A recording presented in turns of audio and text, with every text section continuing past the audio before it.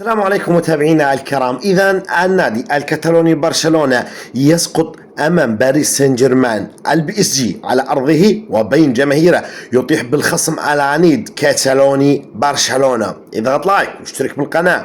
ألف ألف ألف مبروك لعشاق نادي باريس سان جيرمان البي اس جي.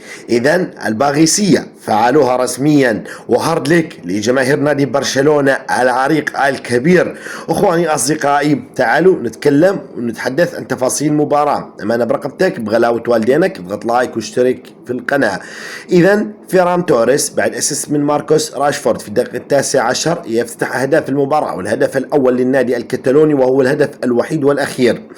سيني مايولو باسيست من نونو مينديش في الدقيقة 38. اخواني اصدقائي، عدل الكفه لنادي باريس سان جيرمان لينتهي الشوط الاول على وقع نتيجه التعادل الايجابي، لكن اشرف حكيمي ابن المغرب الذي ظهر في هذه المباراه ويعني استحق جائزه رجل المباراه، الذي فعل كل شيء وانقذ باريس سان جيرمان من فرصه هدف محقق امام برشلونه. كذلك الامر اشرف حكيمي باسيست خرافي الى راموس المهاجم البرتغالي ليضعها في شباك نادي برشلونه في الدقيقه 90، وهدف قاتل في الوقت القاتل على نادي برشلونة الكتالوني. وصل استحواذ باريس 53% مقابل 47% لنادي برشلونة.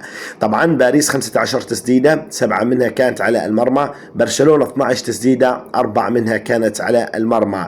المباراة اخواني اصدقائي يعني كانت منقولة عبر قناة بين سبورت اتش دي 1 الأولى. ما شاء الله نقل عظيم وجبار. البرشا سقط على أرضه وبين جماهيره، صدمة كبرى لعشاق النادي الكتالوني. حارك لهم مرة ثانية، وألف مبروك لعشاق باريس سان جيرمان، ولكم منا كل محبة والاحترام والتقدير. وابن المغرب أشرف حكيمي استحق أنه يأخذ جائزة رجل المباراة.